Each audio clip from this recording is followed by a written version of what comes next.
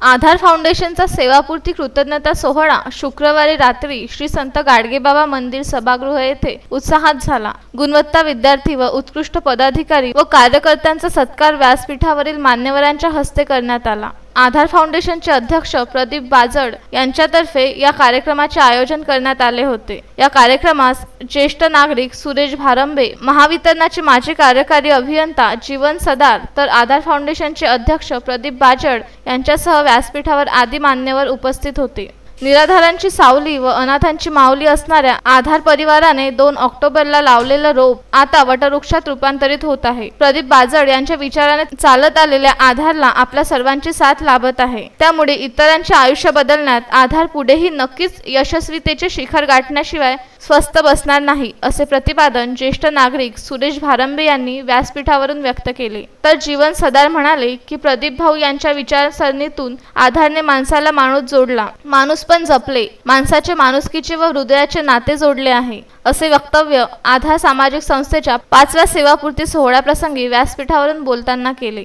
आधारच्या सेवापूर्ती कृतज्ञता सोहळ्याला डॉक्टर अनिल ढवळे, अनंत बाजड, रामेश्वर वसू, राजेश ढिगवार, संजय राऊत, अरविंद विंचुरकर, वैशाली प्रदीप बाजड, डॉक्टर चित्रा ढवळे, सविता बाजड, अनिता बाजड, वसंतराव भाकरे, गजानन गाढवे, संदीप बाजड, सतीश क्षीरसागर, सुनील बुरघाटे, आशिष ठाकरे, विशाल तिजारे, हर्षल श्रीखंडे, ऋषिकेश बाजड, अभिषेक बाजड यांच्यासह आदी उपस्थित होते।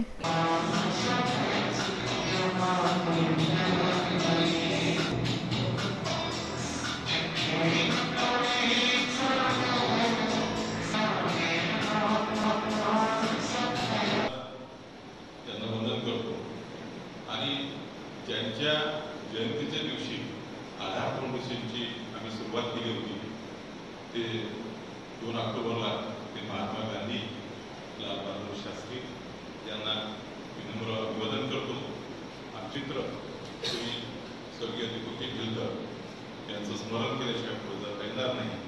ते दुःख आमच्यासोबत आहे आणि त्या दुःखाचा साव या कार्यक्रमावरही आहे।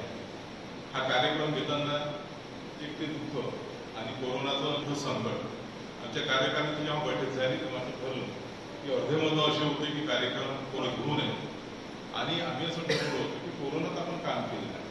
कोरोनामध्ये आपण आदिवासी भागात कोरोना जेव्हा लोक घराच्या बाहेर निघत होते त्यावेळेस आपण आदिवासी लोकांच्या मदतीसाठी जेव्हा पीक पिरियड होता, जेव्हा कोणी घराच्या बाहेर जायला तयार नव्हतं, कोणी कोणाशी बोलायला तयार नव्हतं, त्या पिरियडमध्ये आधारची फौज मेळघाटात पोहोचली आणि त्या गरीब लोकांपर्यंत जीवनावश्यक वस्तू आपल्या सहकार्याने सगळ्यांच्या पोहोचलो। आपण एवढ्या संकटाच्या वेळी कामात पडलो तर हे संकट ईश्वर पाहून घेईल, आपण आपलं काम करत राहावं या भावनेनं हा कार्यक्रम अत्यंत मोजक्या लोकांमध्ये करण्याचा आम्ही मनोदय ठेवला आणि सगळेजण उपस्थित राहिले। त्या सगळ्यांचं मी मनापासून अभिनंदन करतो। Vidarbha news bureau, Amravati.